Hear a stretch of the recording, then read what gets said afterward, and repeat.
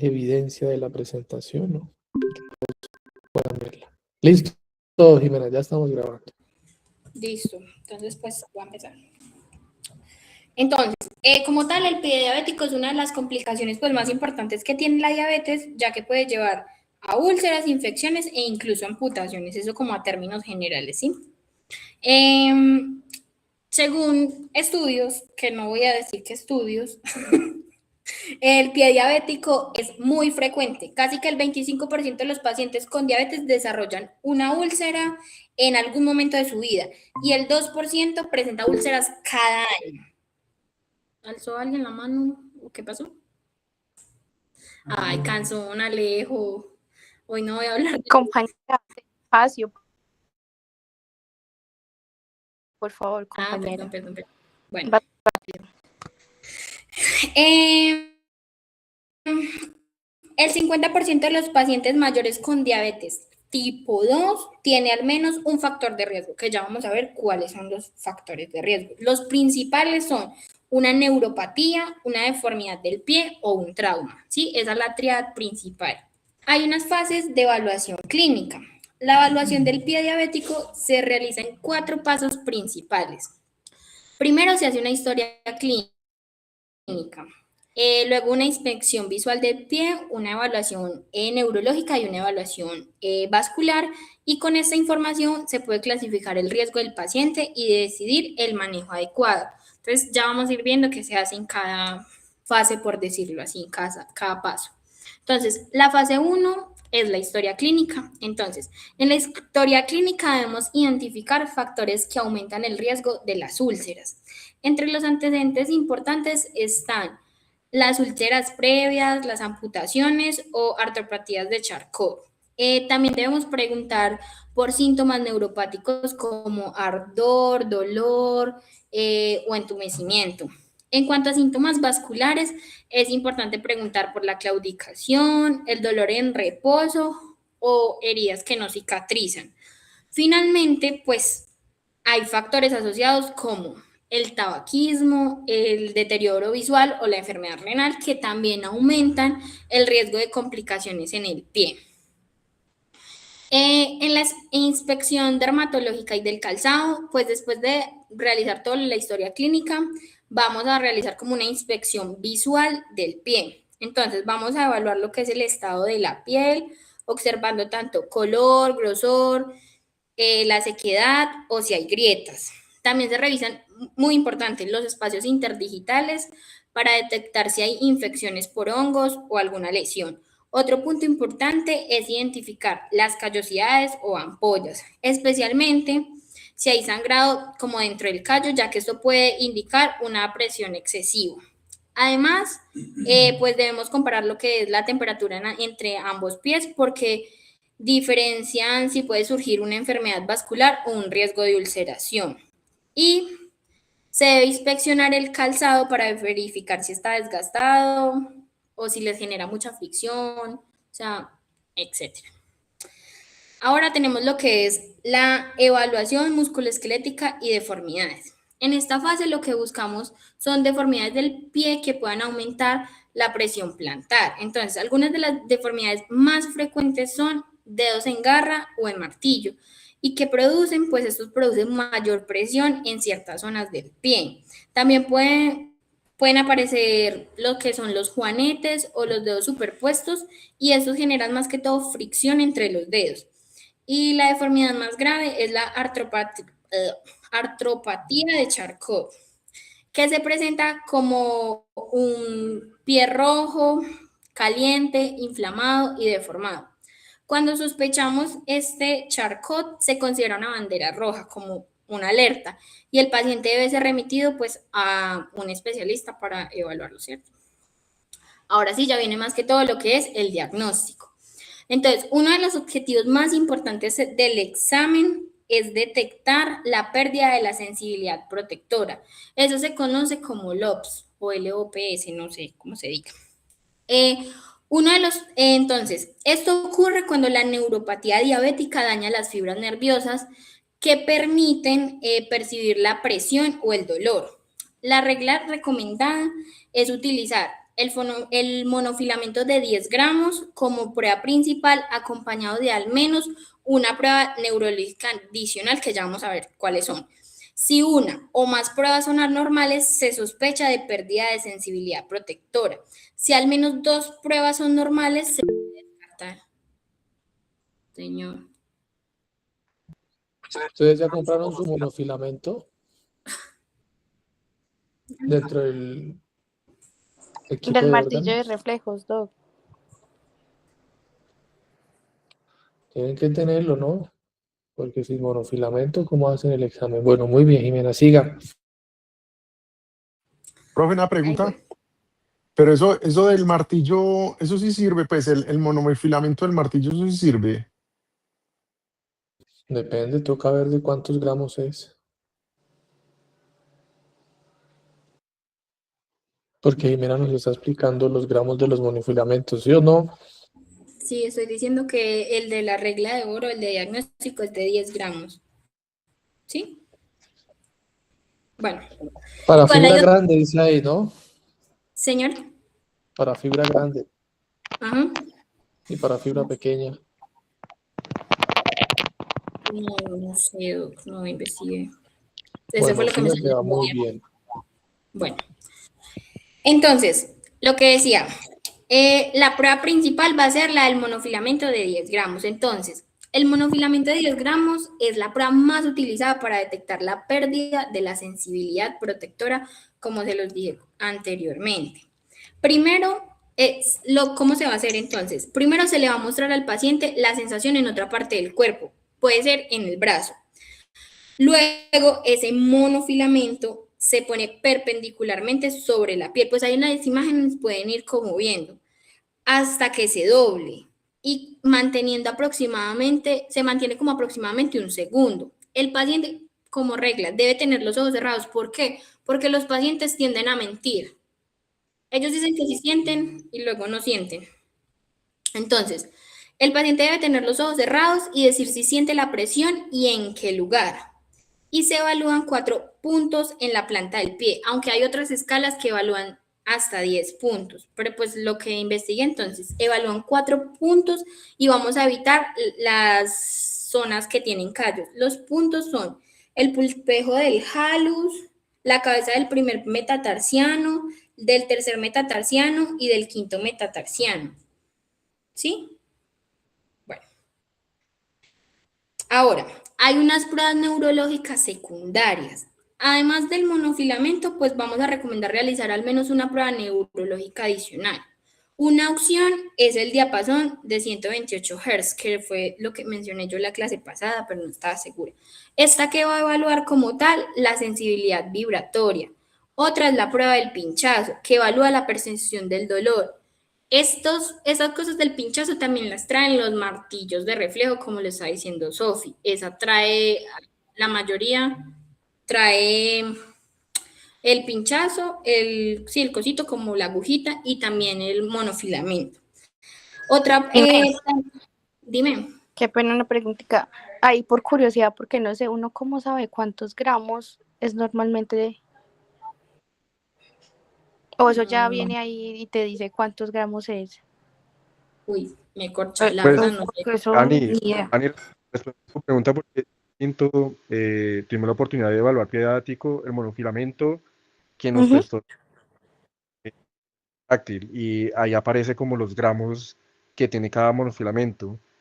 Tengo entendido que el del martillo también tiene como un numerito, y entonces uno ya sabe cuántos gramos es. Ah, ok, ya viene preestablecido. Sí. Ah, ok, gracias. Puedes seguir, Jimé. Y ahí te avisan.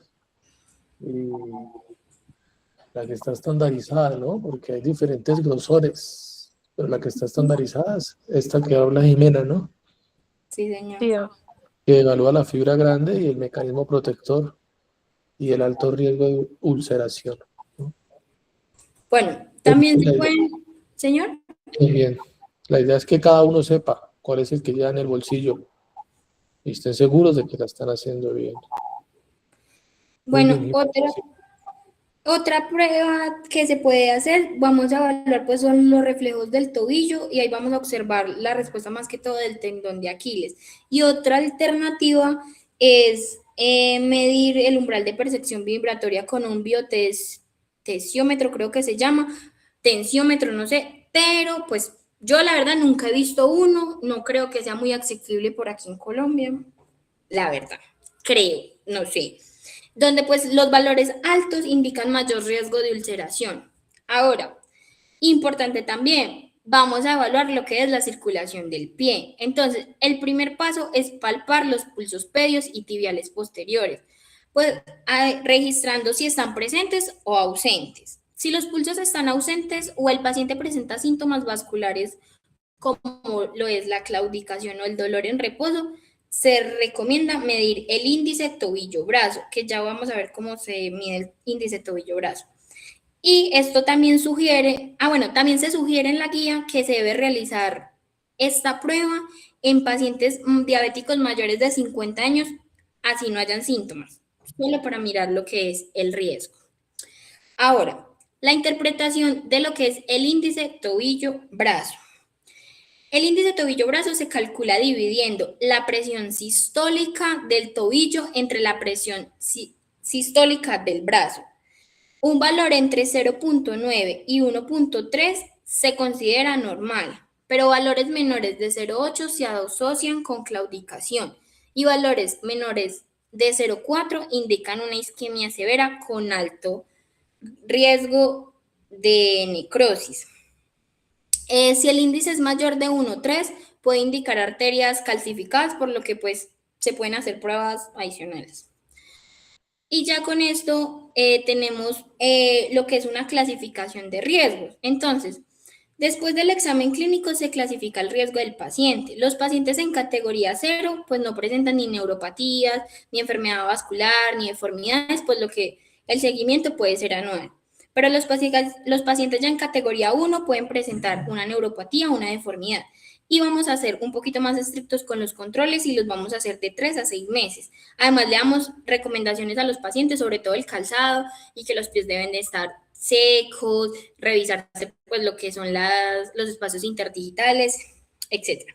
En la categoría 2, los pacientes tienen una enfermedad vascular o una neuropatía, lo que ya se considera un riesgo alto. Estos pacientes generalmente deben ser evaluados por especialistas de 2 a 3 meses. Y en la categoría 3 corresponde a un riesgo muy alto, generalmente por antecedentes de las úlceras o alguna amputación. En estos casos, el seguimiento debe ser cada 1 o 2 meses con manejo especializado.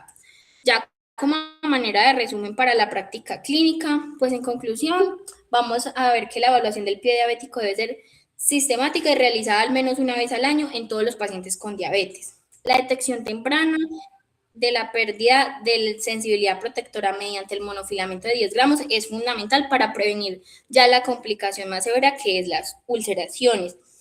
Y además, la presencia de deformidades graves, pues la ausencia de pulsos o antecedentes de úlceras requieren derivación oportuna como a los especialistas para evitar complicaciones mayores. Y ya. Se acabó. Bueno, muy bien.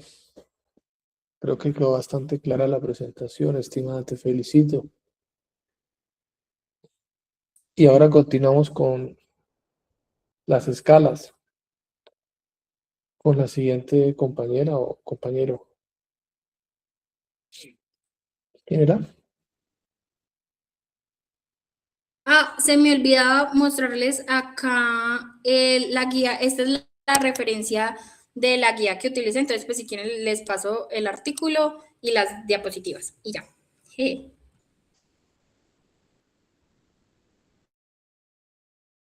Hola, profe, ya comparto.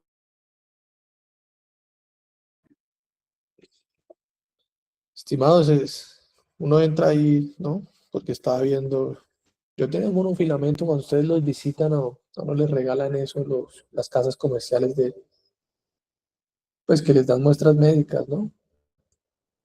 Los que lo visitan a uno con los GLP y con estos fármacos, ¿no? Antidiabéticos, les van a dar metros, ¿sí? Para medir la barriga, bueno, sacar el índice de masa corporal, todo esto se los dan. Y a veces regalan el monofilamento también. ¿Listo? Si no, pues se compran uno por ahí en Amazon, estaba viendo y hay varios, a varios precios, ¿no? Pero sí es importante ustedes que van a ver tantos pacientes diabéticos en PIP. ¿Listo? La escala PEDIS y la escala de Wagner. Muy bien, pinchado. Dos Ya, escalas muy importantes. Adelante. demasiado. Bueno, hola, ¿cómo están? Bueno, pues les voy a presentar la evaluación diabético. Pues va a hablar de las dos, escala PACE y escala Wagner. Una pregunta, estimada. ¿Tú conocías las dos o solo una? No, solo pues la doctora solo nos dio pues la Wagner. Ya la PACE, que fue la que usted me pidió, pues ya ahí sí la investigué. Bien. Nunca se les puede olvidar esa. Las dos son muy importantes, ¿no?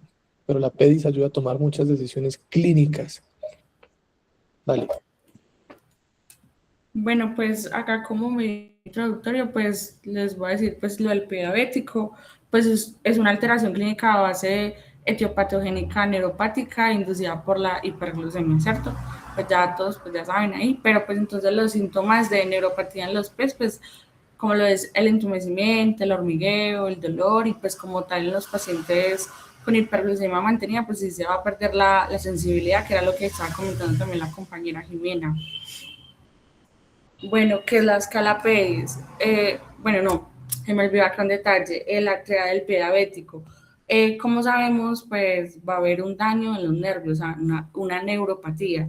Y también va a haber una mala circulación y también los pacientes con hiperglucemia mantenida, pues va a haber como más prevalencia a que estos sufran mayores infecciones, pues ahí en las lesiones.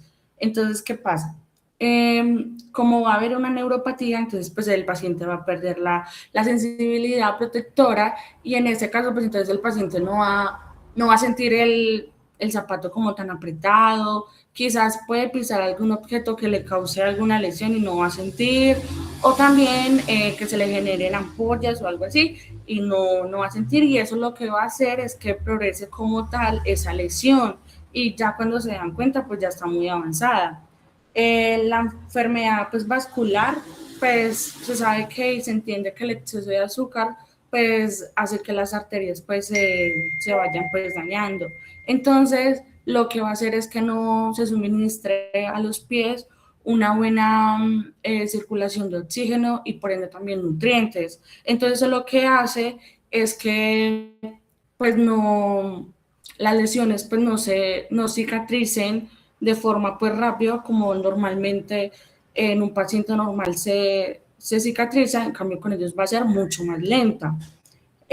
También pues como les mencioné pues van a tener mucha más prevalencia a las infecciones, entonces pues pueden tener ahí las lesiones y pues se van a poder infectar de cualquier microbiano. Bueno, ¿qué es la escala PES? Es una herramienta de clasificación validada y utilizada internacionalmente para caracterizar las úlceras del pie diabético. Su objetivo principal es categorizar de forma estandarizada la gravedad de una úlcera, comunicar información clínica y de manera precisa entre el equipo médico, establecer un pronóstico y ayudar a la toma de decisiones terapéuticas y evaluar la progresión de la úlcera y pues ya como tal que el paciente tenga un tratamiento adecuado.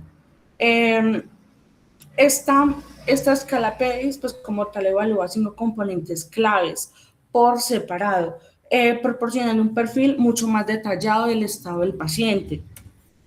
Entonces acá pues les voy a explicar la escala. Vamos a tener perfusión, extensión, profundidad, infección y sensibilidad.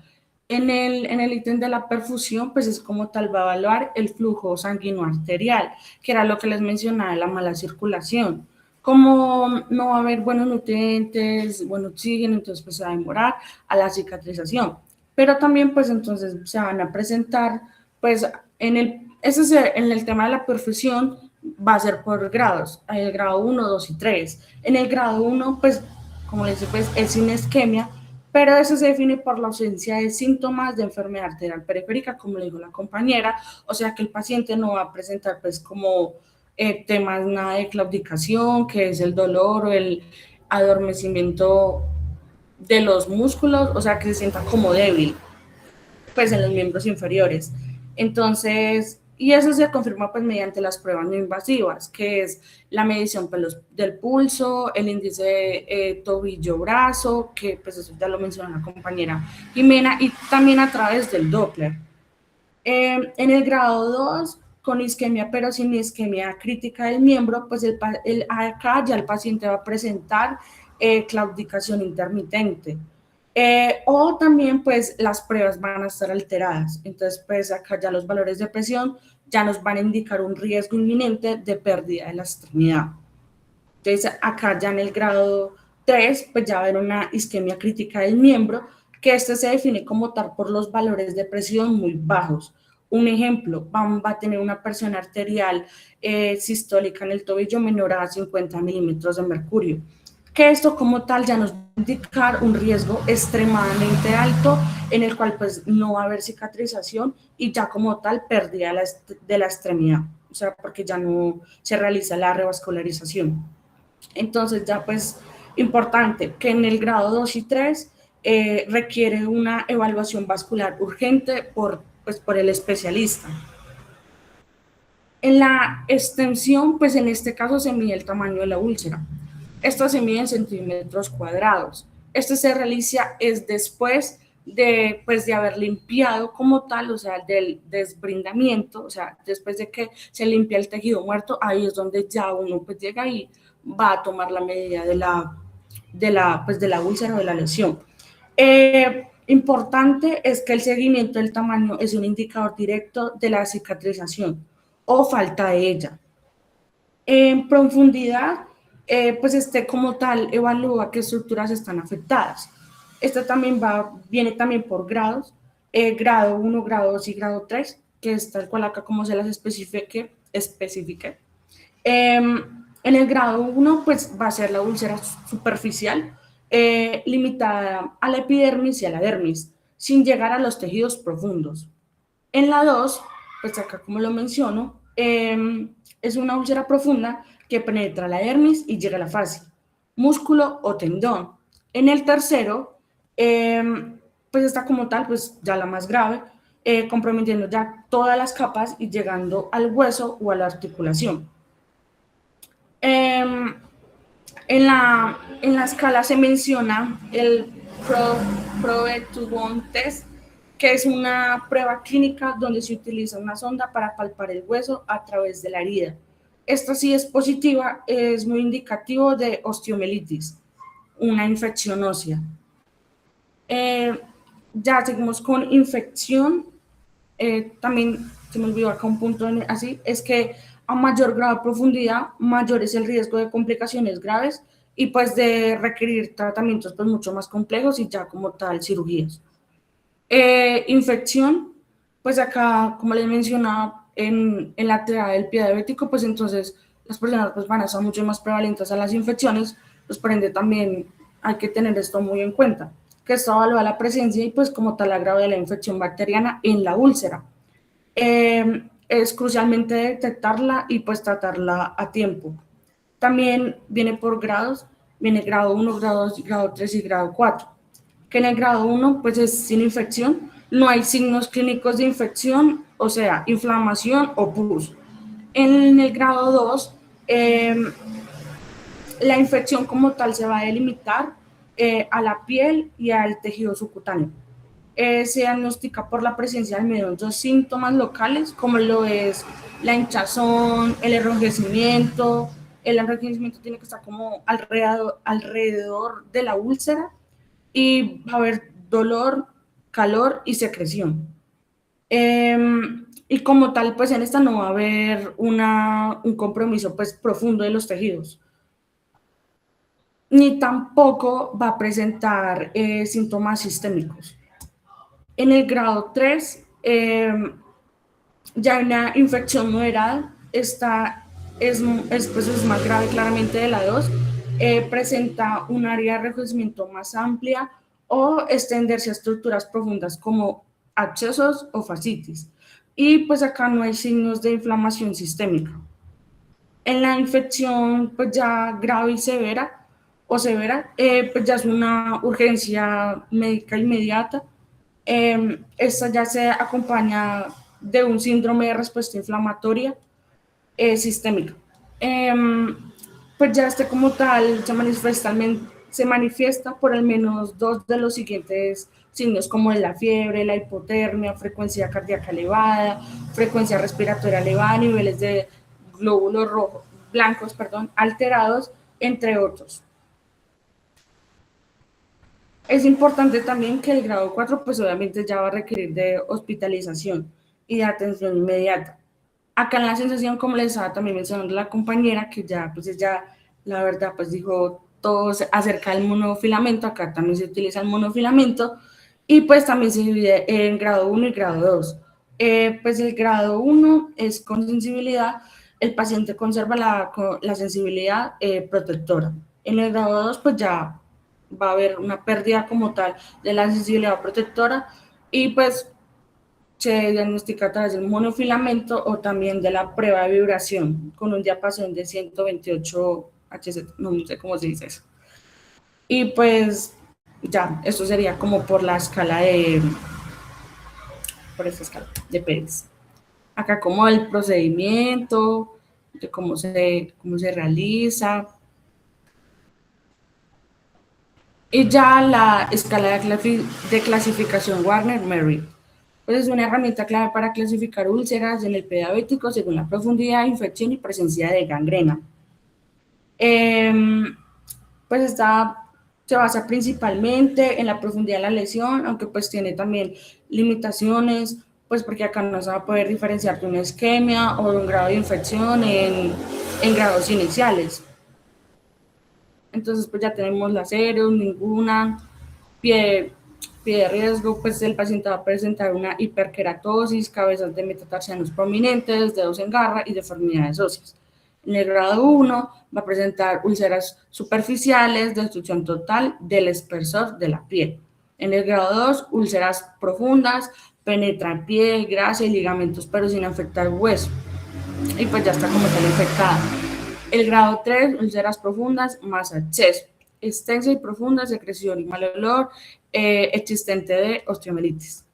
Y ya en el grado 4, pues ya va a haber una gangrena limitada, necrosis de parte del pie, dedos, talón y planta. Y ya la 5 gangrena extensa, todo el pie afectado con efectos sistémicos. Y ya, muchas gracias, pues ya.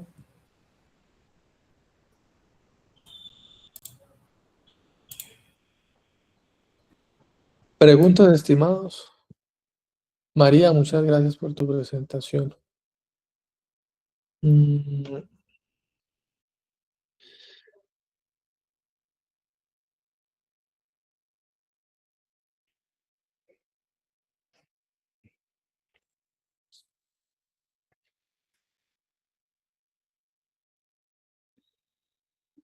Cada vez que vean un paciente, ¿no? con un pie diabético, pues recuerden que está ahí la calculadora PEDIS. Y lo que les estaba mencionando, lo más importante es que esta calculadora les ayuda a tomar una decisión de interconsultar a ortopedia o no, o a cirugía, para considerar la amputación, ¿sí? Porque lo que más indica esta escala es si el paciente requiere ser amputado o no. ¿Listo? Entonces uno dice, el paciente tiene enfermedad arterial periférica, pero no tiene isquemia crítica, ¿sí? La lesión no tiene una úlcera de 1 a 3 centímetros, ¿listo? La profundidad de la lesión, digamos que compromete la fascia, el músculo, los tendones, ¿sí? Si está infectado, ¿no? Bueno, ¿cuál es el nivel de infección? Si es superficial o si hay absceso, ¿no? O hay compromiso de la fascia con un componente infeccioso, ¿listo? Y la parte de la sensibilidad, si está alterada o no, ¿sí? Entonces, por ejemplo, uno calcula la escala, ¿no? Y cuando da 7 puntos, eso significa que ese paciente necesita una amputación. Entonces no hay que perder tiempo en que de pronto no, que clínica de heridas, que pongámosle antibiótico porque está infectado. Pues sí, si está infectado, mientras lo ven y eso, pues uno deja el antibiótico. Pero la orden que tiene que dar ahí también en el servicio de urgencias es, oiga, ortopedista, le voy a pasar una interconsulta de un pie diabético. Así la úlcera sea pequeña, pero si el PEDIS es positivo, tiene una altísima probabilidad de que ese paciente necesite una amputación. ¿Listo? Y usualmente es un puntaje por arriba de 7, ¿sí? Entonces esos PEDIs por arriba de 7, no se les olvide que difícilmente esas úlceras van a sanar, ¿no? No tienen cómo recuperarse y el manejo más, seguramente más adecuado será la amputación. ¿Listo? Por eso les decía que esta escala ayuda a tomar muchas decisiones, porque a veces uno ve una pequeña úlcera y uno dice, no, pero está chiquitica, optimicemos el manejo antidiabético y queda ahí el paciente con antibiótico y se quita la infección, pero de pronto necesitaba el paciente era una amputación, ¿no? Entonces esta escala ayuda muchísimo, ¿no? A la necesidad de, o a predecir si el paciente necesita amputación o no. ¿Listo? Es muy útil en la práctica clínica. Bien. ¿Hay más presentaciones para hoy? No, no, ¿sí o no? Entonces veamos esta pequeña presentación de la terapéutica de la falla cardíaca. Oiga, ya se pusieron de acuerdo al fin que era mejor CIEMPA o DAPA, o siguen ahí dándole vueltas al tema. ¿Qué concluyeron? Como conclusión, le digo, utilicen el que quieran. El que esté disponible, ¿no? El que esté disponible. Pues sí, El que esté disponible. sí. El que esté disponible. Entonces, bueno, síndrome, ¿no? Síndrome de falla cardíaca. Signos y síntomas muy típicos. La disnea, el edema malleolar, la fatiga, la tos nocturna, la disnea paroxística, ¿no? Nocturna. Bueno, unos síntomas muy clásicos acompañado de las anormalidades funcionales o estructurales del corazoncito. ¿Listo? Y la etiología, pues la más frecuente es la etiología isquémica y el resto serán todas las causas no isquémicas, ¿no? En donde hay pues muchas causas dentro de esa no isquémica. Y en la región de Santander, como ustedes lo saben, la cardiopatía chagásica. ¿Listo? Entonces en Colombia es muy frecuente que eso se tenga que descartar. Un paciente joven con falla cardíaca cuando los otros factores de riesgo no cuadran, pues hay que pensar en la posibilidad de Chagas, ¿no? Entonces en esta tablita, pues que siempre aparecen las guías de la AJA, muestran las principales causas. Enfermedad coronaria, hipertensión, enfermedad valvular, las arritmias, ¿no? Las cardiomiopatías, enfermedades congénitas, infecciosas, ¿listo? Y inducida por medicamentos. Entonces hay grupitos de fármacos, sobre todo los que se usan para el cáncer, ¿sí? Los que se usan como en terapias antineoplásicas, pues tienen mucha relación con la falla cardíaca y por eso estos medicamentos muchas veces necesitan dentro de su gestión de riesgo ecocardiogramas, antes, durante y después de la terapia. ¿Listo? Y las enfermedades infiltrativas también hacen parte, pero pues lo más frecuente es la enfermedad coronaria. ¿Listo? Y ustedes saben que, señor, si no lo mata la falla, lo mata el cáncer. Y el problema es que esa falla se puede demorar en aparecer, ¿no?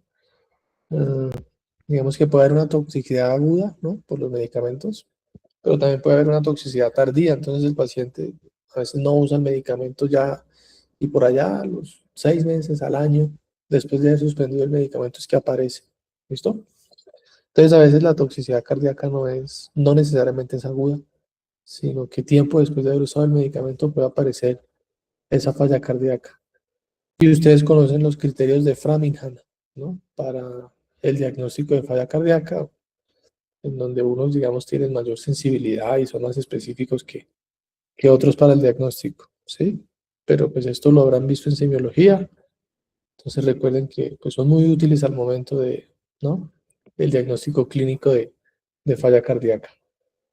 Lo que estábamos mencionando, hay unos síntomas que son muy típicos, ¿sí? Y unos que son muy específicos, muy específicos. Y otros, pues, que ya no son tan, ¿no? tan específicos. ¿Listo? Esto tiene que ver con los, sobre todo en el servicio de urgencias, por consulta externa también se puede, pero con los LR, ¿no? Acuérdense de eso, los LR positivo y los LR negativo para el diagnóstico de una patología. Si un signo o un síntoma tiene un LR de 7, 8, ¿sí? Entonces uno dice, pues ese signo o ese síntoma pues está muy asociado a ese cuadro clínico, ¿no? Entonces, en JAMA siempre hay artículos que responden a esas preguntas de, mi paciente tiene falla cardíaca, ¿no? Y ellos describen los LR para cada uno. Entonces dicen, si el paciente tiene el antecedente de falla cardíaca, pues porque ya sabemos que la tiene, ¿no? En el contexto de un servicio de urgencias para pensar si tiene una falla cardíaca descompensada, pues el hecho de que tenga el antecedente ya le da un LR como de 5, ¿sí? Pues por el antecedente. La cardiomegalia, ¿no? La disnea paroxística nocturna, bueno, el desplazamiento del ápex, esos tienen buen LR positivo. LR negativo, por ahí aparece el BNP. Entonces, será poco probable que un paciente con falla cardíaca tenga niveles de péptido normal, ¿no? Porque usualmente los pacientes con falla cardíaca, pues, al dilatar las cavidades ventriculares, aumentan la liberación del péptido natriurético. Pero si ese péptido está negativo, pues eso se asociará más con un LR negativo. Es decir, que su valor negativo es muy, muy interesante porque si está negativo, seguramente el paciente no tiene falla cardíaca. ¿Listo?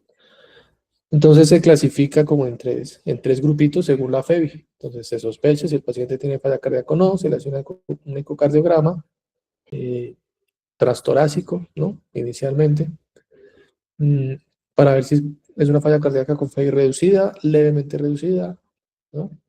Y FEBI preservada. ¿Listo? Más o menos estos son los puntos de corte de la FEBI, ¿no? El ecocardiograma, pues es un examen que es observador dependiente, o sea que esas FEBI depende de la persona que lo esté haciendo y de la experiencia del cardiólogo, ¿sí? Mm, y esta definición es importante para, digamos, el ensayo clínico de la forma en que incluyen a los pacientes, ¿no? El estudio que ustedes mencionaban en la clase pasada, pues que era el Emperor, seguramente incluyeron pacientes con FEBI preservada, ¿no? Pero hay otros ensayos clínicos que solo incluyen pacientes con FEBI disminuida o FEBI reducida, ¿sí? Porque les interesa saber el impacto en esa población especial. ¿Listo? Y ya saben que el manejo pues, puede ir cambiando y la evidencia, ¿no? Puede ir cambiando dependiendo de la FEBI que tenga el paciente. ¿Listo? Entonces el diagnóstico según el nivel de recomendación que hay dentro de las guías, ¿no? Los péptidos, nivel de recomendación 1B, el electro 1C, el eco transtorácico 1C, la radiografía de tórax 1C y todo lo demás, el perfil lipídico, el perfil de hierro, los electrolitos, la prueba de tiroides, la hemoglobina glicada, los lípidos, bueno, todo esto complementa el diagnóstico, ¿no? Y es importante tener en cuenta que estos pacientes tienen que tener, sobre todo los que tienen fiebre reducida, ¿no?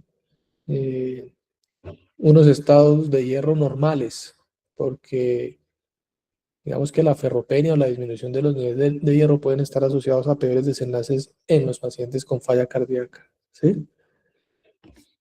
¿Preguntas, dudas? Entonces están los síntomas del paciente, ¿no? Se sospecha, se interroga por sus factores de riesgo, se le aplican esos criterios de Framingham, unos más sensibles y específicos que otros, ¿no? De pronto hay anormalidades en el electro, ¿listo? Y la indicación será pedir los péptidos, ¿sí? Si están negativos, pues seguramente ese paciente no tiene falla cardíaca por lo que estábamos mencionando, por el LR negativo que tiene ese examen, ¿no? El LR negativo. Ustedes conocen lo del LR por investigación, ¿no?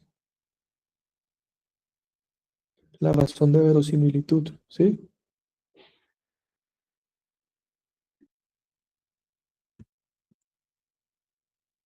¿Se han escuchado lo del LR? Sí, hay LR positivo y LR negativos. Eso. Entonces, cuando los exámenes están negativos, el ProBNP y el BNP, dependiendo de cuál se solicite, están negativos, eso tiene un muy buen LR negativo. Es porque el paciente pues, no tiene falla cardíaca. Pero si están positivos, pues pueden estar positivos por cosas diferentes a una falla cardíaca. ¿Listo? Por eso de pronto lo más valioso de los péptidos es su LR negativo. Y en caso de que estén positivos, pues tocará hacer un eco transtorácico. Recuerden que el eco también se puede hacer transesofágico, ¿no? Hay ecocardiogramas que se hacen transesofágico, pero sobre todo cuando quieren evaluar la aurícula izquierda, ¿sí? Digamos que cuando se hace un eco transtorácico, a veces no es fácil visualizar, dicen los cardiólogos, la aurícula izquierda. Y si ellos quieren tener más datos de la aurícula izquierda, pues ellos recomiendan una ecografía transesofágica. ¿Listo? Pero el transtorácico, pues está bien de modo inicial, ¿sí? Y si hay anormalidades estructurales y funcionales en el eco con los marcadores, pues la FEBI o la falla cardíaca está confirmada y la idea es meter al paciente en alguno de estos fenotipos, ¿no? Paciente con reducida, levemente reducida y preservada. Tratar de establecer la etiología, ¿no? Para tratar de compensar esa posible causa que dé origen a la falla cardíaca e iniciar el tratamiento. ¿Listo? 50% de los pacientes con falla cardíaca tienen FEI preservada. O sea, casi la mitad tienen FEI preservada, ¿no? Y a veces los péptidos natriuréticos pues también pueden estar normales, ¿sí? Pueden estar normales. Entonces, pues la evaluación tiene que ser completa, ¿no? La evaluación completa. Hay algunos pacientes que refieren disnea, ¿sí? O que los síntomas no son tan claros y como que uno no alcanza a sospechar que sea una falla cardíaca, entonces hay un score, que es este, que ayuda a determinar la probabilidad de que el paciente tenga una insuficiencia cardíaca, ¿no? Con fracción de eyección preservada. ¿Listo? Entonces pregunta por el peso del paciente, si es hipertenso, si tiene FA, si tiene hipertensión pulmonar, por la edad, ¿no? Y las presiones de llenado, que esto se ve en el ecocardiograma, ¿sí? Entonces si uno le dice, no, el paciente tiene 6 puntos dentro de la escala, porque al sumar esto, pues dio 6 puntos, entonces uno dice, pues más o menos el paciente tiene una probabilidad de tener falla cardíaca como del 92%, 91%. O sea que es una muy buena escala para pensar que el paciente puede tener o que nos hace pensar en una probabilidad muy alta de que el paciente tiene falla cardíaca, ¿no? Con fracción de eyección preservada. ¿Listo? Si el puntaje es bajo, pues no, seguramente no. La probabilidad de que tenga falla cardíaca pues será muy bajita. ¿Sí? Pero si el puntaje es alto, pues nos hará pensar en eso. ¿Listo? Esta es la clasificación de New York que ustedes conocen, ¿no? Para ver la clase funcional del paciente, desde la clase 1 hasta la clase 4, ¿listo? Que nos ayuda, digamos, a estadificar clínicamente cómo está el paciente. Una de las tantas escalas que hay, ¿no? La otra es la de si el paciente se encuentra en el servicio de urgencias, si está seco, mojado, frío, caliente, bueno, esa también se puede utilizar. ¿Listo? ¿Te oímos? Doc, una pregunta. La escala anterior es de probabilidad de insuficiencia cardíaca con FEI preservada. Ujú. Es un mensaje cuando para clínicos no me dejan como claro que Cuando el paciente dice, no, como que uno dice, el paciente tiene disnea, ¿sí? Y claro, un paciente, un adulto, dice, pues puede ser un trombo en el pulmón, hipertensión pulmonar solita, o que fuma, o una fibrosis pulmonar. Entonces uno no sabe si esa disnea como que es de origen cardíaco, ¿sí? O de origen no cardíaco, por decir así, ¿sí? Porque esa disnea puede ser de origen cardíaco por una falla cardíaca, ¿sí? Como cuando los síntomas como que no son muy claros. Y como muchos pacientes pueden tener falla cardíaca con FEI preservada, entonces esta herramienta ayuda mucho como a tratar de establecer si la disnea es pulmonar o digamos que es una disnea cardíaca, ¿sí? Y si da positiva la escala, entonces eso está más a favor de que esa disnea que pues solo por disnea de pronto uno no piensa que sea una falla cardíaca, sino que hay que pensar en todos los posibles diagnósticos, pero al aplicar la escala como que nos vamos decantando más a que sea una falla cardíaca con FEI preservada, ¿sí? Y ya las causas, digamos, no cardíacas, pues como que van quedando descartadas. Y nos vamos más por el lado cardiovascular, ¿sí? Entonces dice el artículo donde se tomó esto, ¿no? Nueva herramienta para diagnosticar la insuficiencia cardíaca con FEBI conservada, ¿sí? Porque cuando el paciente tiene FEBI bajita, pues todo esto está, ¿no? Tiene todos los síntomas, todos los hallazgos clínicos. Pero el problema es que el paciente con FEBI preservada de pronto no está tan sintomático, ¿sí? No está tan sintomático, entonces esta escala lo hace uno pensar en ese diagnóstico de falla cardíaca preservada. ¿Estamos? Sí, Y no, doc. y no atribuirle tantas cosas al pulmón de pronto, ¿no?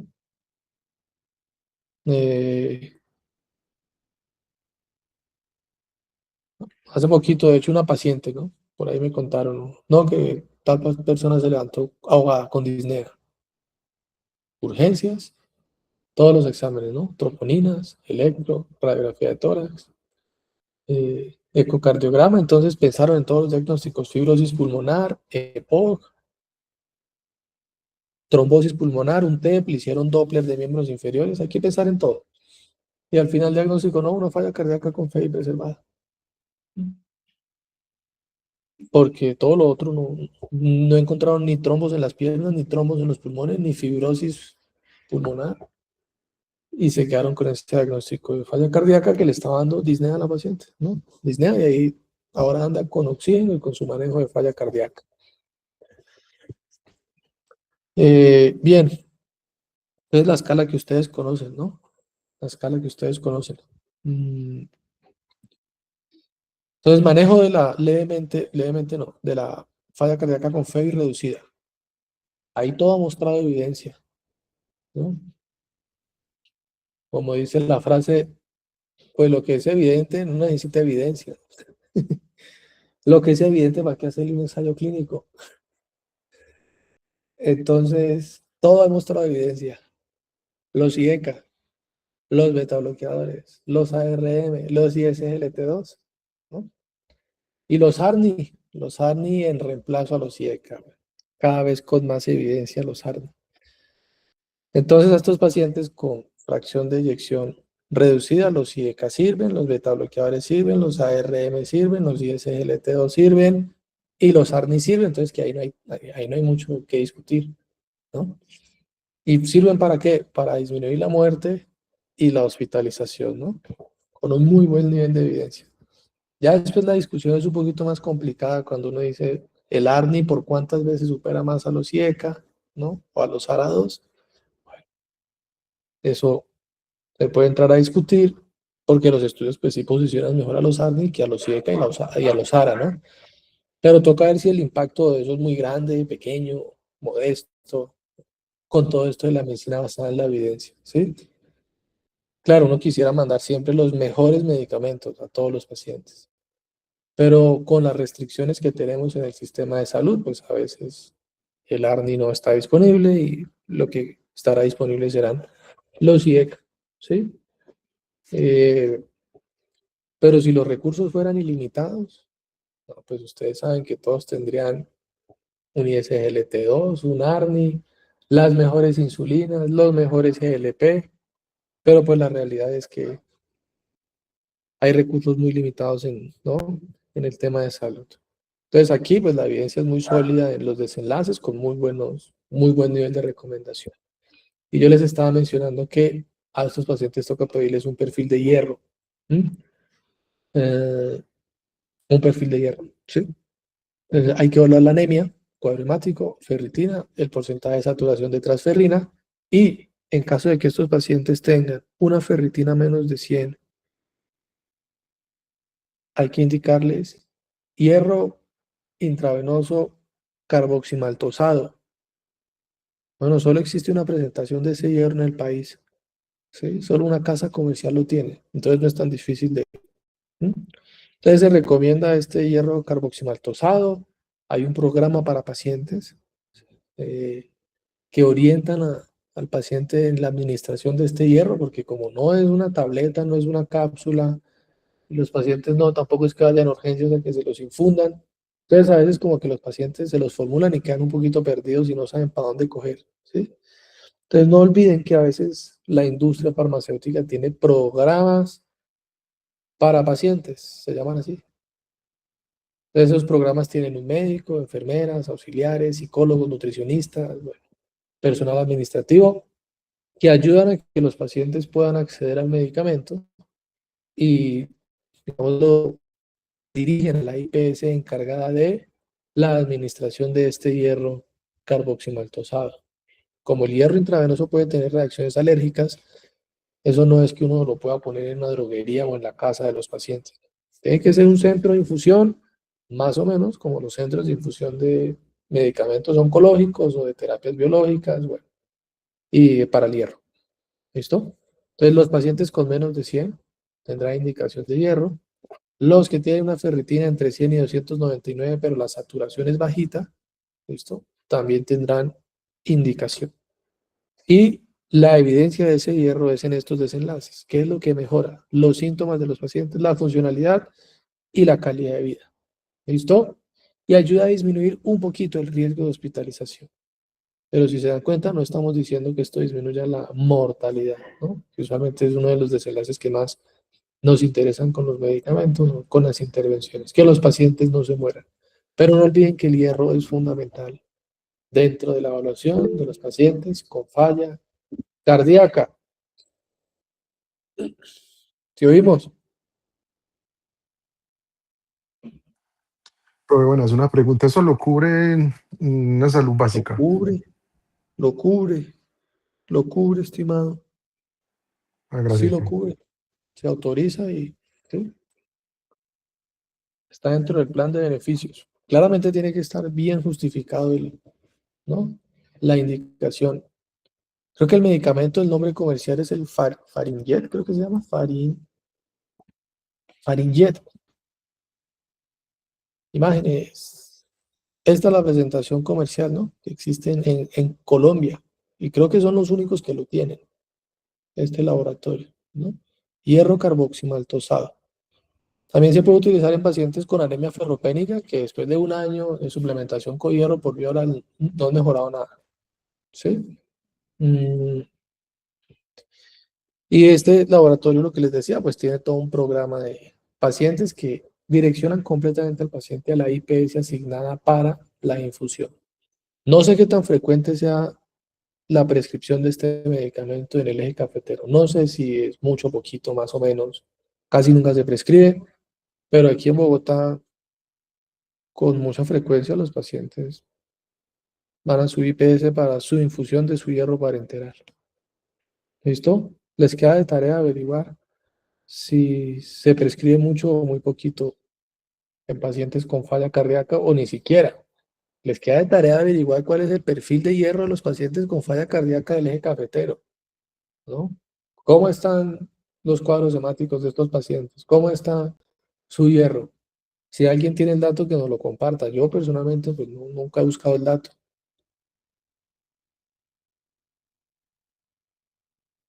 En un artículo, en algún artículo publicado por ahí, ¿no? Como perfil ferrocinético de pacientes, así se llamaría el título de la investigación.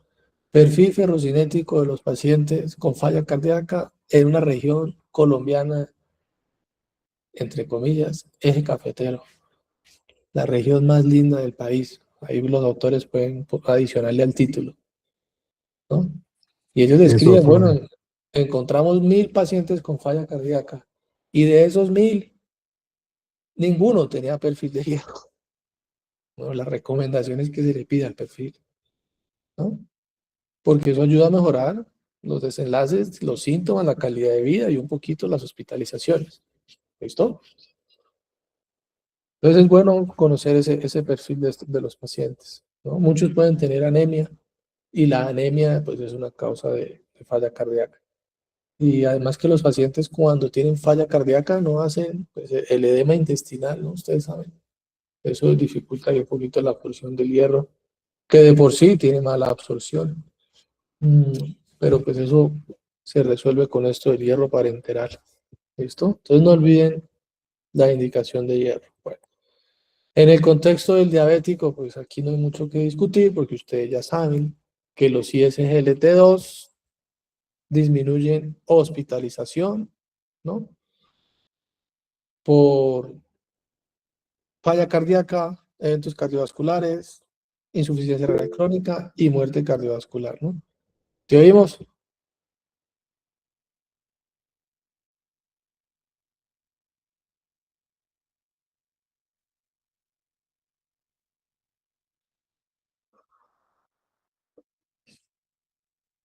No, de lejos los GLP son los que, de lejos son los que más bajan, ¿no? Por ahí hay unos nuevos estudios, ¿no? Con GLP en pacientes con falla cardíaca, como tratando de averiguar si han impactado más desenlaces de la falla cardíaca que directamente el peso, ¿no? Obviamente un paciente con falla cardíaca, entre más liviano esté, mejor, ¿sí? Será, digamos, una meta que estos pacientes bajen de peso, ¿sí? Pero si la meta es bajar de peso, no. Los GLP son los medicamentos que mejor están posicionados en el mercado para la disminución de peso. Sí, los GLP se pueden combinar con los ISGLT2. Se pueden combinar. Profe, pero usted el semestre pasado no nos había dicho pues que si no teníamos uno, no mezclamos con el otro. O yo, es que No, nosotros los que no pensábamos. se pueden combinar son los de PP4 con los GLP. Ah, ok. Profe, una pregunta que Los no tiene nada GLP, que ver PP4 no, pero un Ok. ISGLT2 con un GLP, la ADA, la guía colombiana, Sí, lo hice. todos dicen que Sí, ahí está la dado. eso se pueden combinar. Doc, una pregunta con respecto, es que esta semana vimos pues diabetes en medicina interna y nos surgió una duda, ¿en qué momento yo decido usar los de PP4? Cuando no hay plata, ¿Qué? sí, cuando no hay plata. Y no se supone que Cuando son uno más dice, vea, estoy en un pueblo en donde no hay GLPs ni ISGLT2 y hay metformina con DPP4. Démosle eso, ¿no? Entonces, claro, tú dices, mi meta más importante ahora con el paciente es llevarlo a metas de glicemia. Pero los DPP4, además de bajar el azúcar, ¿qué otros beneficios te dan?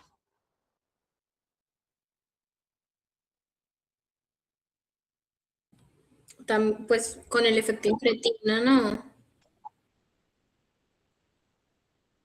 No, pero me No, refiero a desenlace clínico. Baja la mortalidad, sí. mejora la falla cardíaca, mejoran de peso, mejora el hígado graso. ¿Los DPP4 hacen todo eso? ¿O los DPP4 solo bajan el azúcar? Todo lo demás, ¿seguros? No, estimados. No, No, todo eso no lo hacen. no lo hacen. No lo No, hacen. Voy a abrir una tablita, pues solo para que recordemos, ¿no? Yo no sé ni en dónde estará eso. Aquí, pongamos esta, ¿no? Esta es una de las muchísimas tablas que tenemos. Cuando uno dice efectos de los DPP4, porque cuando un paciente es diabético, uno quiere que baje de peso, que no se infarte y que la falla renal no progrese, ¿no? Unos desenlaces demasiado importantes en el paciente diabético. Todos pues, van a bajar el azúcar, la hemoglobina glicosilada. Esa será la meta primaria. Pero uno escoge un antidiabético pensando en, ¿mi paciente tiene obesidad? ¿Sí o no? ¿Mi paciente tiene alto riesgo cardiovascular? Sí. ¿Mi paciente tiene falla renal también? Sí, también tiene. Ah, bueno. Entonces, de pronto, el TPP4, en estos desenlaces, esos tres que están ahí, dice neutral, neutral, neutral. Entonces, ¿por qué escoger un DPP4? ¿Por porque qué lo no hay. escogería? Porque no puedo formular los que bajan de peso, Sí, los que señor. protegen el riñón y los que disminuyen la mortalidad cardiovascular. ¿Y por qué no los puedo formular? Porque no están disponibles. Me queda clarísimo. Porque entonces uno dice, ¿qué paciente diabético usualmente no tiene obesidad? Tipo 2, ¿cuál no? ¿No? Casi todos, la mayoría, tienen adiposidad, ¿no? Casi todos. Una meta será que bajen de peso. Si la enfermedad no está muy avanzada, de pronto no tienen falla renal. Y de pronto su riesgo cardiovascular no es tan alto. Pero ustedes saben en las guías de dislipidemia que la diabetes, ¿no?, sale en todas las categorías de riesgo, del paso número 4, en todos los pasos que uno evalúa de la categoría de riesgo, la diabetes siempre está ahí. Y uno siempre tiene que considerar que los pacientes diabéticos son de alto riesgo cardiovascular. Siempre. Ellos de entrada uno dice, ese paciente es de alto riesgo cardiovascular. Es escaso el paciente diabético que no necesite una estatina, porque ellos pues, casi nunca están en meta de su perfil lipídico. Entonces, estimados, ¿cuándo es DPP-4? Si mi objetivo solo es bajar el azúcar, la hemoglobina, pues metformina más el DPP. Esa es la única meta que estoy persiguiendo con ese paciente. Y lo demás, pues no hay forma ¿no?, de que alcancemos eso que nos interesa tanto con los pacientes. Y casi siempre, ustedes que son amantes de los ECA, yo también, ojo, no, yo no quiero que ustedes piensen que a mí no me gustan los ECA, ¿sí? No. La única forma de saber que algo es mejor. ¿Ah? Solo son cínicos. Y es que post de Instagram, ensayo cínico. Ustedes no me creían, eso está escrito. Y quien lo escribió es una persona que nos lleva 80 años de experiencia en medicina y en investigación. Entonces, pues nada, le creemos al ensayo, ¿no?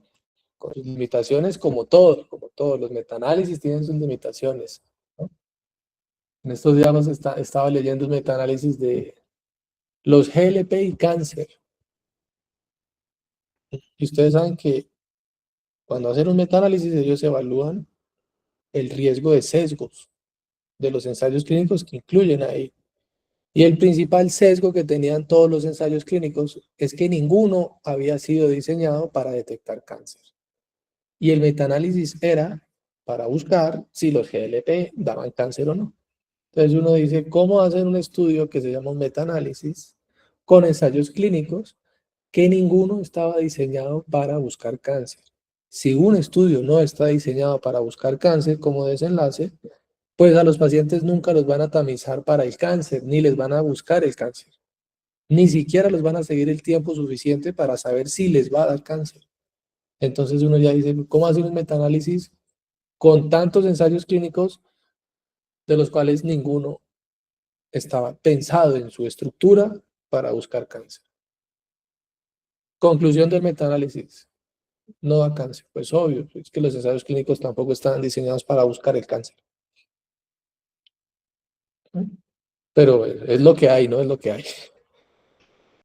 Entonces, en los ensayos clínicos aleatorizados de los fármacos antidiabéticos, siempre se incluye esos desenlaces. Siempre. Es casi que obligatorio que hagan un ensayo clínico de un antidiabético solo viendo a ver si baja el azúcar. Eso no tiene sentido. Porque si es por bajar el azúcar, pongamos la insulina, ¿no? Pero los ensayos clínicos para los fármacos antidiabéticos siempre están persiguiendo los otros desenlaces. Eso casi que es una norma en los ensayos clínicos de antidiabéticos. Y uno dice, bueno, la hemoglobina glicosilada bajó 2 punticos, listo. Ese es el primer objetivo. Pero ¿y la muerte bajó? ¿Y la falla renal mejoró? Y bajaron de peso.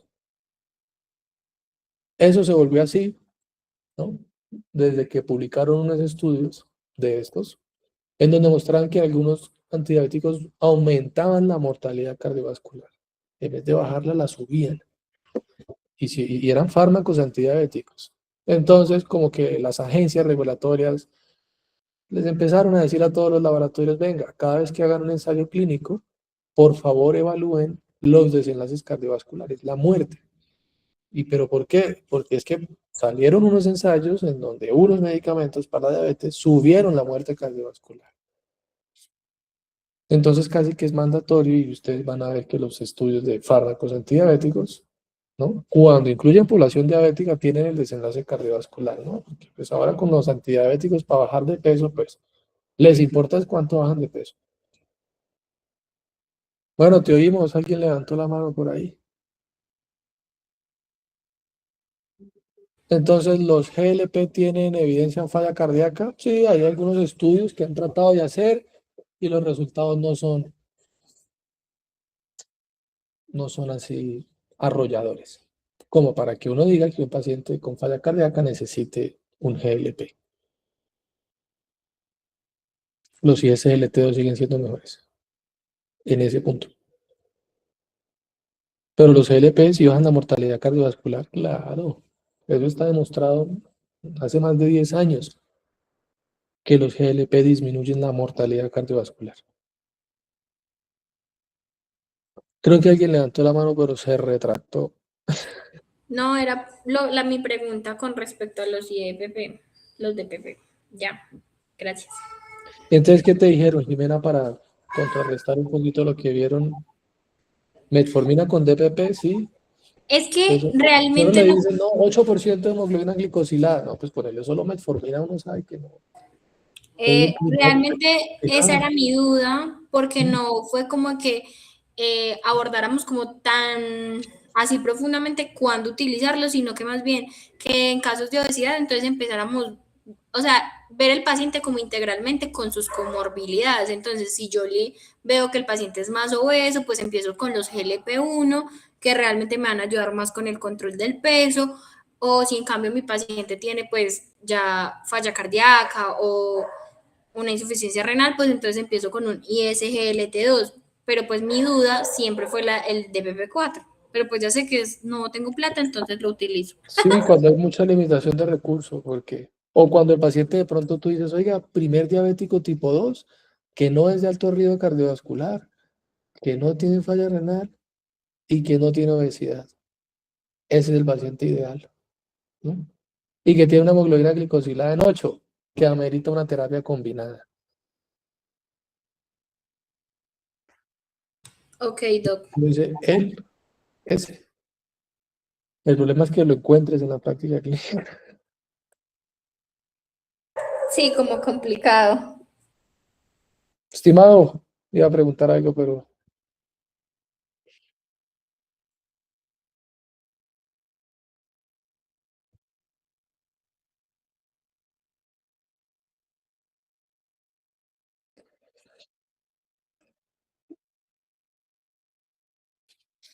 digamos que la ADA, vamos a abrir el algoritmo de la ADA, ¿sí? Porque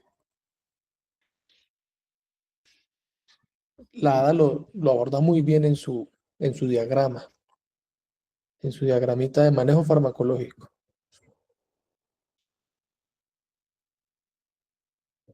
En este.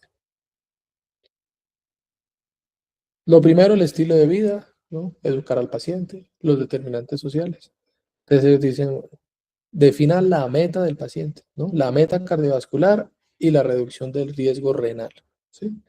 Entonces habrán pacientes con altísimo riesgo cardiovascular siendo diabéticos. Entonces la recomendación es ponle un GLP. Ponle un GLP que haya demostrado beneficio cardiovascular. Yo la clase pasada les mencionaba que algunos GLP no habían podido demostrar eso, ¿no? Sobre todo los primeros GLP que sacaron al mercado, que como no demostraron eso, pues ya ni siquiera se comercializan o no se usan, porque no pudieron demostrar eso en sus estudios, ¿sí? Entonces uno dice, ese paciente tiene alto riesgo cardiovascular, ¿no? Utilicemos un GLP, ¿sí? Paciente con altísimo riesgo cardiovascular, con enfermedad, ¿no? Falla cardíaca, que es un poquito lo que dice la diapositiva, pues sabemos que entre el GLP y los ISGLT2, claro, los dos se pueden morir de un evento cardiovascular, ¿sí? Pero si el paciente es más del lado de la falla cardíaca, entonces los ISGLT2 se posicionarán sobre el GLP, como en ese desenlace, ¿no? Porque uno dice, bueno, si tiene falla cardíaca, los ISGLT2 son mejores que los GLP en falla cardíaca, ¿sí? Entonces ahí los ISGLT2 quedan mejor posicionados. Si nos vamos para el lado de la ceca de enfermedad renal crónica, eso también lo dice la Guía Colombiana de Enfermedad Renal Diabética, ¿no? Que los pacientes deben recibir un IECA o un ARA a las dosis máximas toleradas, ¿sí? Un paciente diabético, pues deberá recibir un IECA o un ARA, porque han demostrado los IECA y los ARA ser muy buenos en la enfermedad renal diabética. Son muy buenos, ¿sí? Disminuyen la albuminuria, bueno, mejoran las tasas de filtrado, ¿listo? Entonces sí o sí hay que pasarlos por un IECA o un ARA2, ¿sí? Pero ya sabemos pues que los ISGLT2 con los estudios que tienen en falla renal, pues también son muy buenos medicamentos, ¿sí? Y esto lo comparte la guía colombiana con la de la ADA, que nos decía, y que yo se los decía, pilas cuando vayan a iniciar un ISGLT2 con la tasa de filtrado, porque un requisito es que esté por arriba de 20, porque cuando están por abajo están contraindicados. Y a veces pasa que los pacientes empiezan por arriba de 20 y por algún motivo la tasa cae, de 20 pasan a 15. Bueno, si ya lo iniciaron estando por arriba de 20, no es obligatorio que lo quiten si la tasa bajó. Lo que no pueden hacer es iniciarlos cuando está por abajo de 20. De primerazo, que están 15 mililitros, ahí ya no se puede. Pero si estaban 20 y después bajó a 19, como la contraindicación es 20, entonces lo quitamos, no. La recomendación es que no lo quiten. Si ya lo tiene iniciado, no, la idea es no quitarlo. ¿Estamos? O posicionan más abajo los GLP con los últimos estudios que han demostrado que los GLP tienen, ¿no? Beneficio en insuficiencia renal. Y en los últimos estudios de esos, ¿no? Fue el estudio Flow, estudio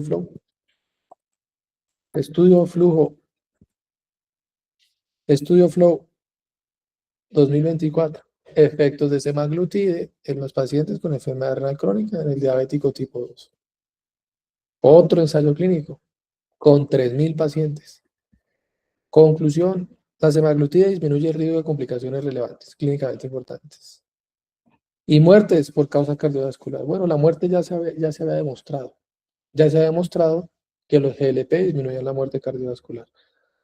Lo que no sabíamos era si disminuían las fallas renales. Y sí, este estudio pues demostró que tiene impacto en la insuficiencia renal. Claro. Los ISGLT2 se posicionaron primero en este escenario de la falla renal. Primero salieron los ensayos clínicos de los ISGLT2 para decir que ellos eran mejores, ¿no? Y después aparecieron los del GLP. Entonces aquí dice o el ISGLT2 o el GLP, pero sabemos que los ISGLT2 tienen más evidencia, tienen más estudios y de pronto están un poquito más posicionados que los GLP, ¿sí? Ajá.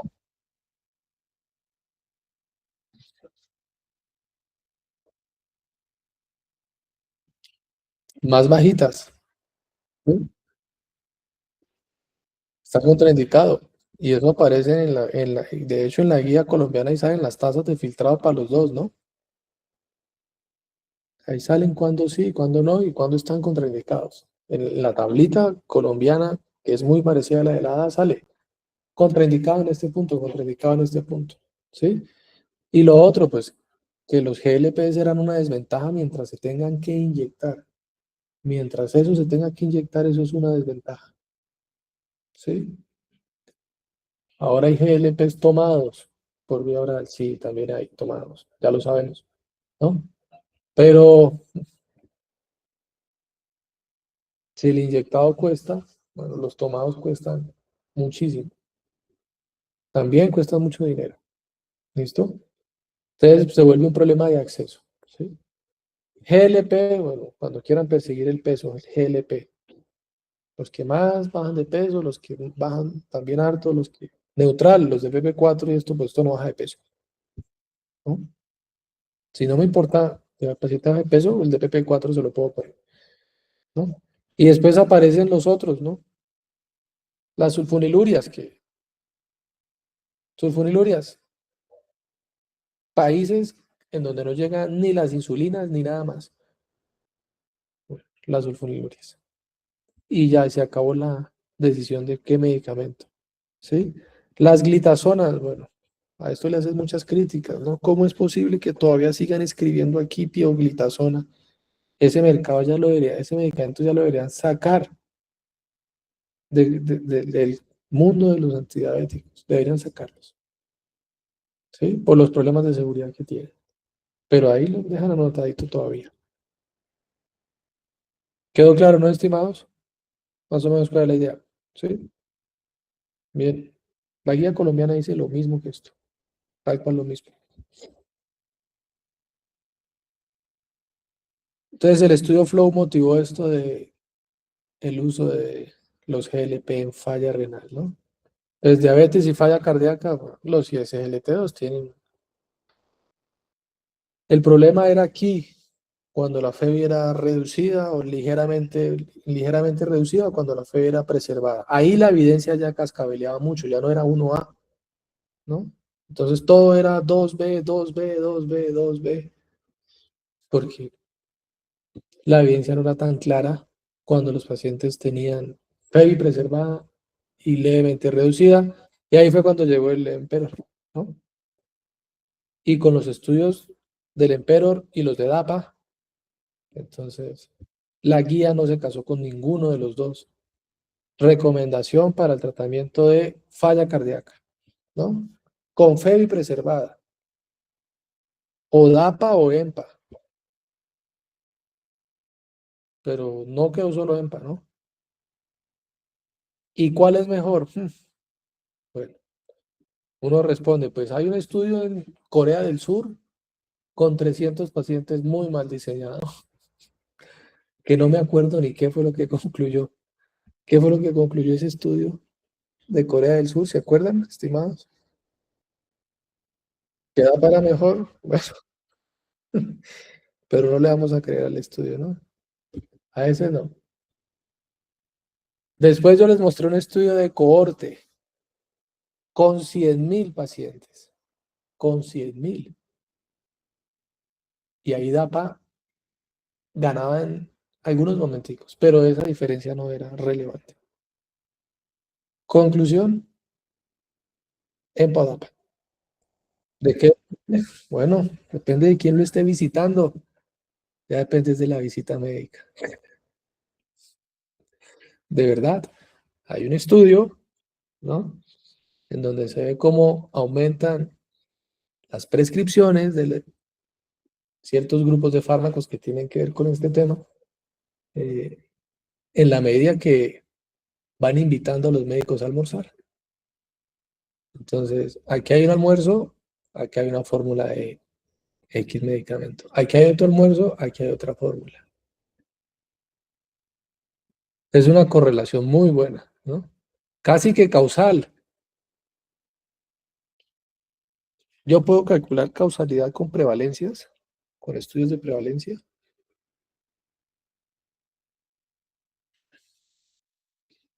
Estudio de prevalencia para determinar asociaciones causales.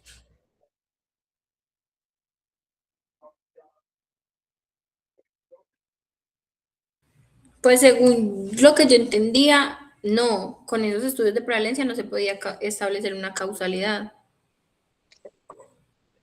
Una afirmación muy, muy fuerte, estimada, esa que acaba de hacer.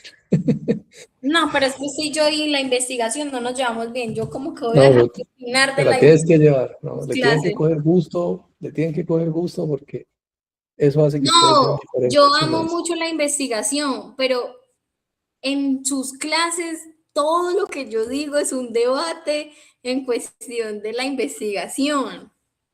Pues claro, pues eso es lo chévere de las clases, debatir. Pero bueno, tu posición es importante. No se puede, dices tú. Juan, ¿usted qué dice? ¿Un estudio de prevalencia puede ayudar a determinar asociaciones causales? Pues según como usted le contestó a la compañera, yo diría que no.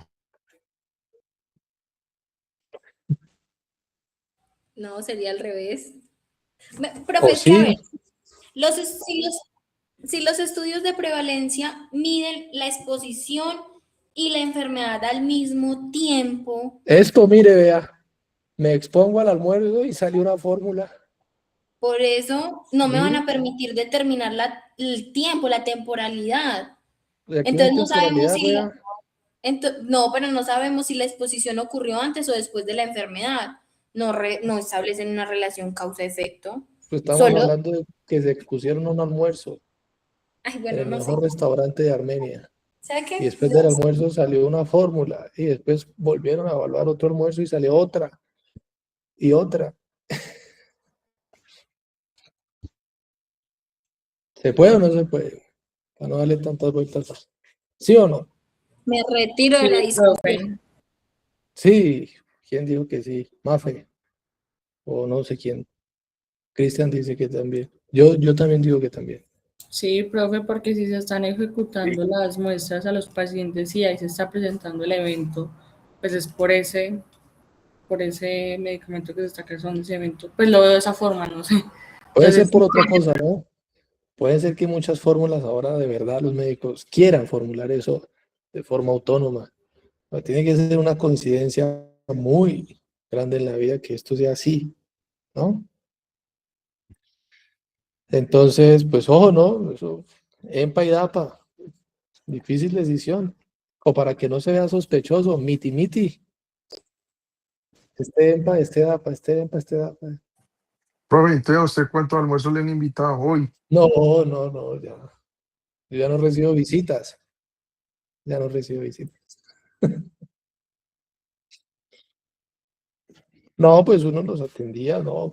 Sí, y no está mal, muchachos. O sea, vayan a los eventos. De verdad, uno aprende mucho. Hay gente muy buena. Van los mejores cardiólogos del mundo. Hay gente muy buena, ¿sí?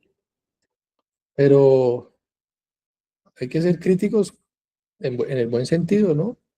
Hay que ser objetivos con la evidencia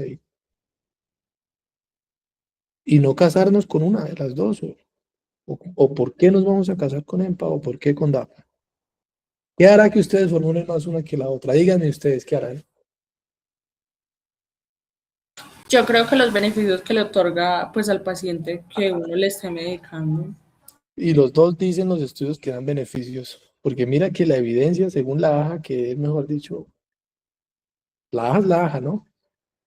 Dice, recomendación para el tratamiento de los pacientes con falla cardíaca sintomática con FEBI preservada. Un inhibidor de los SGLT2 es recomendado para disminuir el riesgo de hospitalización y la mortalidad cardiovascular. Aquí está el estudio de EMPA, la referencia 6 será el estudio de EMPA y la referencia 8 será el estudio de DAPA. No hay más referencias. Dos ensayos clínicos. 1A, nivel de evidencia 1A, ¿no?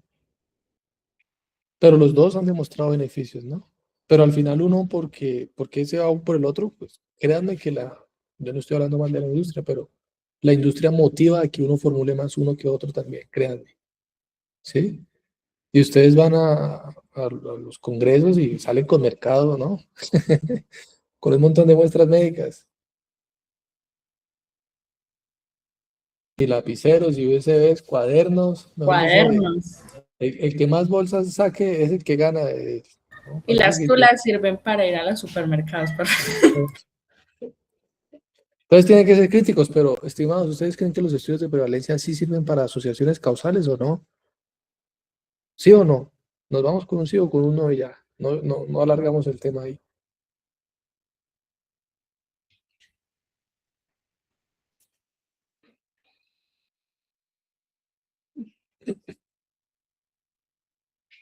Porque un estudio de prevalencia, pues es un estudio muy descriptivo.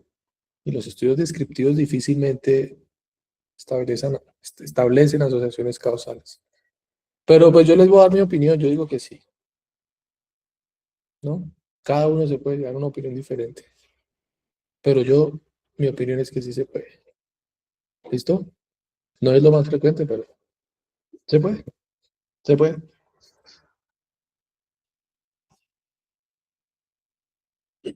Más estudios, ¿no? Más estudios en falla cardíaca con fe y preservada. Entonces aquí dividieron dos categorías. Fe y preservada, los que tienen menos de 60 o pues no tan preservadas. Los levemente reducidas serían estos. Los menos de 60. Estos los verdaderos fe y preservada. ¿Sí? Entonces aquí aparece el sacubitril o salvartán, valsartán. Me confundí con el salvarsan, ¿no? El salvarsan fue un medicamento que se usó para el tratamiento de la sífilis. Fue el primer medicamento de síntesis química de la historia. Se llamaba el salvarsan 606. Por ahí hay fotos de ese medicamento. El salvarsan 606, que se parece mucho al valsartán y al losartán, pero que nada tiene que ver con este grupo de fármacos, sino que se usó como un agente antiinfeccioso. Entonces, ya no solo es los ISGLT2, sino que el sacubitril valsartán empieza a ganarse su espacio en los pacientes que tienen fracciones de eyecciones de menos de 60, ¿no? Con estos estudios, ¿no? Con estos estudios, pues diseñados para demostrar los beneficios de el Entresto, bueno, o sacubitril valsartán en estos pacientes, y aquí mismo le van diciendo a uno cuánto es el ENT, ¿no? Cuánto fue el riesgo relativo, cuál fue la incidencia o la tasa de incidencia en los dos grupos, ¿sí?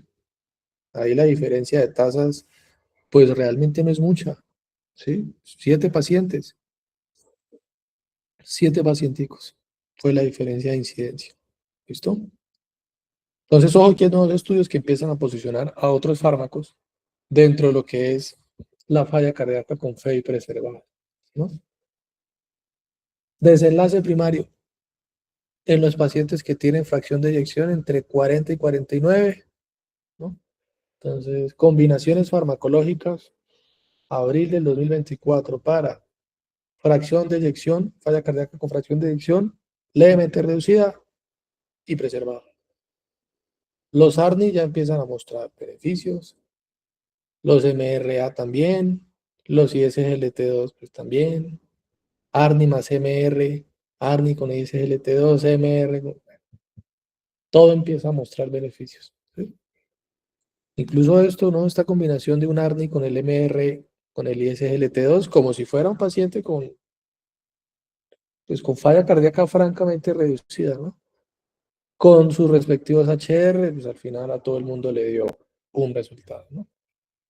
Entonces cada vez se va abriendo más el arsenal terapéutico y más opciones farmacológicas para un escenario que era bastante oscuro, ¿no? Porque los IECA, los ARA, no, los betabloqueadores aquí tenían evidencia muy regular. ¿Listo? Bien, no olviden que los IECA, pues cuando los van a iniciar, porque ya están decididos a iniciarlos, pues tienen unas contraindicaciones, ¿sí? No en embarazadas, no en hipotensos, creatininas por arriba de 3, la estenosis bilateral de la arteria renal, hipercalemia, todo esto podría contraindicar el inicio del IECA. Y mientras esto no se estabilice, hay que diferir su uso, ¿no? Su inicio. Aquí están las presentaciones de los IECA y de los ARA, pues que se usan en falla cardíaca, el captopril, enalapril, lisi, rami. Es muy difícil decir que esto es mejor que esto, que muy difícil. Se vuelve un tema de conveniencia, como ya lo hemos discutido antes, en cuanto a el número de tomas al día. ¿Qué es más conveniente? Menos tomas, siempre menos tomas es más conveniente, ¿sí? ARA 2, bueno, candesartán, valsartán, losartán.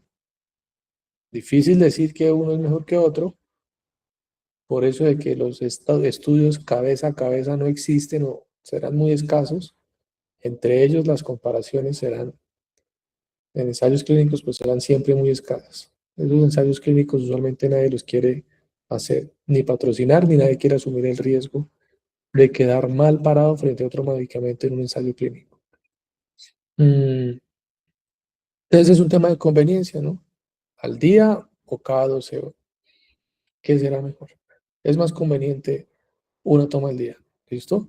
Importante la función renal y el potasio sérico. Eso hay que monitorizar en estos pacientes porque los IDK y los ARA, como tienen impacto en el sistema renina, angiotensina, aldosterona, entonces disminuyen la producción de angiotensina, entonces la arteriola deferente se vasodilata, y si hay vasodilatación, eso disminuye las tasas de filtrado glomerular. ¿Sí? Entonces, como que de alguna forma pueden precipitar una insuficiencia renal, ¿listo? Pero pues, sabemos que igual son nefroprotectores. Los ARM, bueno, donde está principalmente la espironolactona, ¿no? Muchos años pues se ha demostrado que su principal beneficio es cuando la FEBI está muy disminuida, ¿no? Muy disminuida. Pero estábamos diciendo que con los nuevos estudios, pues los ARM también empezaron a ganarse ahí un espacio cuando la FEBI de pronto tampoco está tan exageradamente disminuida, ¿sí?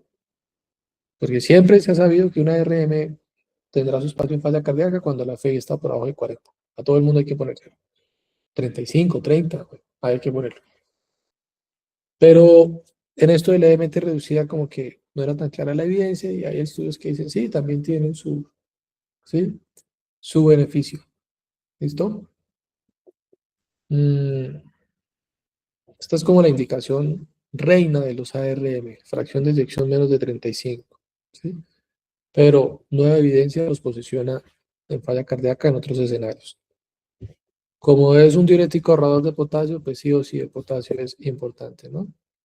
Entonces a estos pacientes toca sí o sí monitorizar los niveles de potasio. Los beta bloqueadores que se utilizan en falla cardíaca, bueno. Carvedilol, bisoprolol, metoprolol, nebivolol, ¿sí? Volvemos a lo mismo, es muy difícil encontrar un estudio que demuestre que uno es mejor que otro. Entre ellos casi no se han comparado, entonces se vuelve un tema de conveniencia, ¿no? De conveniencia. ¿Cuál está disponible? ¿Cuál están entregando en este momento? ¿Cuál? Pues la idea es que el paciente siempre tenga el mismo medicamento y no lo tengamos que estar cambiando por temas de disponibilidad de fármacos, ¿sí? Pero pues al final todos han sido sometidos a algún estudio, a diferentes estudios para demostrar sus beneficios, ¿no? Aquí el propanolol pues no cabe. Hay un paciente con falla cardíaca y propanolol no será lo más acertado. ¿Listo? Lo mismo, cuando uno va a iniciar toda esta cuadriterapia o iniciar el manejo de la falla cardíaca, lo ideal es iniciar los fármacos de la forma más rápida, ¿sí? De forma más temprana. Se pueden iniciar todos al tiempo si las condiciones clínicas del paciente lo permiten, ¿no? El paciente está estable, eubolémico, no está hipotenso, no tiene alteración del estado de conciencia, no tiene un broncoespasmo severo, no tiene hipercalemia que contraindique los otros. Todos se pueden iniciar al mismo tiempo. Y la idea es que los titulemos lo más rápido posible, es decir, que los llevemos a las dosis máximas toleradas lo más rápido posible, ¿sí? Eso digamos, tiene mejores beneficios que introducirlos lentamente y dejarlos con dosis bajitas. La idea es iniciar todos los medicamentos para falla cardíaca al tiempo, de forma simultánea, si se puede, y las primeras 2 semanas ya haber llegado a las dosis máximas. ¿Listo? Titularlos rápido a esas dosis. Todos se dan una vez al día, menos el carvedilol. Pero de resto todos se dan una vez al día. Entonces de pronto estos son más convenientes por la adherencia, el carbe, ¿no? Pero no es que el carbe sea malo, ¿no? El problema es que tiene 2 tomas al día. Bueno, el ARNI, ¿no? 2 principios activos en uno. Esta es como la presentación comercial del medicamento. Apenas se le acabe la patente, ¿no? Al Entresto, pues aparecerán muchísimas presentaciones genéricas del sacubitril, valsartán. Lo mismo pasó con el coaprovel, ¿no? El coaprovel es un medicamento que tiene un ARA2 con tiacídico y es de Sanofi. Sanofi. Se acabó la patente. Ya los pacientes no consiguen coaprovel, les toca tomarse el de MK, el de Genfar, de la Santé, bueno, puras presentaciones genéricas. ¿Listo? Importante de estos ARNI, bueno, pues no se pueden combinar con ARA y ECAS, ¿no? Obvio, no se pueden combinar. ¿Sí? Entonces toca suspender el IECA o el ARA, ¿listo? El paciente tiene que tener una presión arterial normal, no puede estar hipotenso y no puede estar hipercalémico para la introducción de este medicamento. Importante, en insuficiencia renal y en insuficiencia hepática, estadio C, pues no se recomienda su uso, ¿listo? No se recomienda su uso. Estadio B de falla hepática o insuficiencia moderada, insuficiencia renal, iniciar una dosis más bajita, ¿no? Del medicamento. Entonces siempre revisen la función hepática del paciente y la función renal, a ver si de pronto amerita, ¿no? El uso o el ajuste de la dosis. Y cuando vayan a utilizar los betabloqueadores, pues oiga, el paciente tiene que tener un electrocardiograma, échenle una miradita a la frecuencia cardíaca, no sea que tenga 50 latidos por minuto y usted esté pensando en mandarle un betabloqueador y titularlo en una semana a las dosis máximas y después de 8 o 10 días de betabloqueador el paciente vaya en 40. Pues esa tampoco es la idea. ¿Listo? Porque se les bloquea al paciente. Esto también es ahorrador de potasio, entonces siempre toca vigilar el potasio y la creatinina, por lo que ya hemos discutido anteriormente. Entonces, mensajes importantes, estimado, ¿no? El fenotipo de la falla cardíaca, los 3 escenarios, ¿sí? En FEBI reducida está clarísimo cuál es el manejo, ¿listo? La cuadriterapia, porque ha disminuido la mortalidad, la rehospitalización. Depende de qué tan avanzado esté, el trasplante cardíaco pues será una opción. Y si hay arritmias de base y riesgo de muerte súbita, pues a los pacientes, los electrofisiólogos tendrán que considerar si le ponen un desfibrilador, ¿no? Un cardiodesfibrilador implantable con un marcapaso. Son consideraciones adicionales. Ligeramente reducida, también hay fármacos pues, o grupos con nueva evidencia, ¿no? Que antes no se tenía esa evidencia, ¿sí? Y en preservada, pues también ya lo hemos discutido. ¿Listo? Los síntomas, los péptidos natriuréticos son muy importantes y el ecocardiograma nos ayudará a confirmar ese diagnóstico. Bien. La cuadriterapia es la base, ¿listo? Del manejo. No olvidar la importancia del hierro intravenoso, ¿sí? Un mensaje importante es DAPA y EMPA, pues empiezan a mostrar un efecto de clase. Si algún día descubren otro y ese es el LT2, de pronto también tendrá esos beneficios, ¿sí? De pronto también tendrá esos beneficios, porque se empieza a aparecer un efecto de clase farmacológica. Todo el grupo puede hacer eso, ¿no? Que es un poquito lo que pasa con los GLP, ¿no? Todos los GLP, en general los de última generación, todos bajan de peso, todos tienen epecretina, todos disminuyen la mortalidad cardiovascular y terminan siendo efecto de clase. Entonces será más difícil para el médico escoger entre EMPA y DAPA. Y ya se vuelve un tema de medicamentos P, ¿no? Los medicamentos P, los medicamentos de uso personal. Si el médico se siente a gusto con EMPA, le parece que los estudios son buenos, se consigue, está cubierta por el plan de beneficios, todo pues. Se vuelve su medicamento P, ¿no? Y la visita médica se convertirá en una visita médica de alto impacto, se llama eso. Así se llama ese pedacito de la visita. Cuando yo convenzo a alguien de que o mis prescripciones empiezan a aumentar, bueno, esa visita tiene alto impacto, ¿no? Porque también están las visitas médicas que llevan un año visitando al médico y ni una fórmula. O mejoran la visita o lo dejan de visitar. ¿Listo? P de pesos. Ah, P de pesos. Los medicamentos P de pesos. Medicamentos personales. Hay otros, ¿no? Bueno, los digitálicos,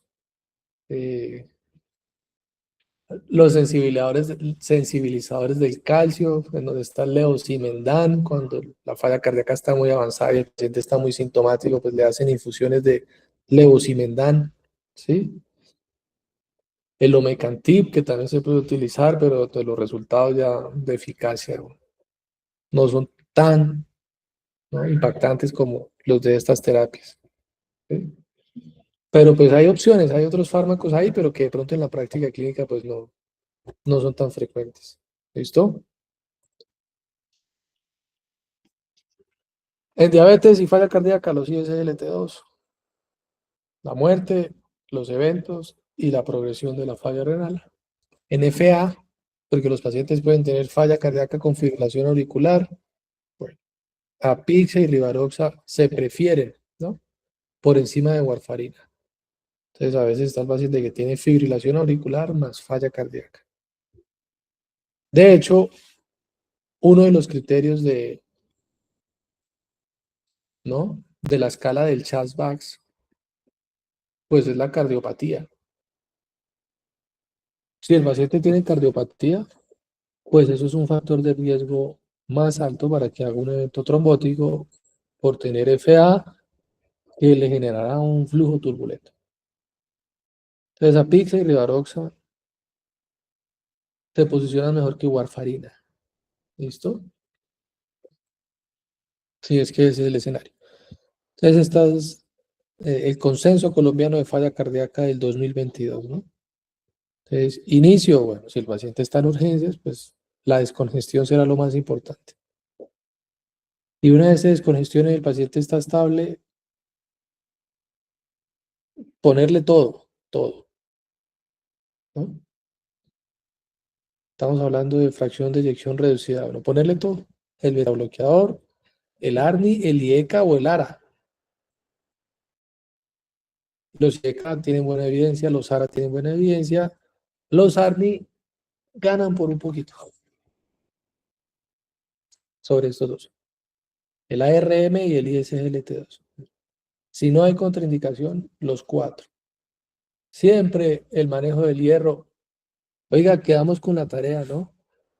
¿Cómo está el perfil de hierro de los pacientes en el eje cafetero que tienen falla cardíaca? Eso toca buscarlo, porque pueden haber muchos pacientes por ahí anémicos que, ¿no?, o ferropénicos que de pronto se benefician del medicamento. ¿Listo? Y ya pues terapias más avanzadas que tienen que ver con, ¿no?, las terapias implantables o los cardiodesfibriladores implantables, ¿no?, las terapias de resincronización cardíaca, si es que el paciente tiene riesgo de muerte súbita y necesita un dispositivo de estos. ¿Listo? Y otros medicamentos, ivabradina, vericiguat, digoxina, que los estábamos mencionando, el omecantib, pero que la evidencia ya no es tan buena como lo de arriba, que es como la terapia base, ¿no? La terapia base. Medicina basada en la existencia, no mentira, medicina basada en la evidencia. Esta combinación, esta. Muchos disminuyen la mortalidad, ¿no? Hasta por aquí, está por aquí. Si se dan cuenta, la digoxina, que fue un medicamento que se utilizó mucho tiempo en falla cardíaca solita, pues no es un medicamento que impacte la mortalidad de verdad, ¿sí? Por eso la digoxina entró en desuso, pero hace 30 años estimados la digoxina, mejor dicho, era el mejor medicamento falla cardíaca. Pero con evidencia como esta, pues no tiene sentido que la digoxina sea la terapia base, ¿sí?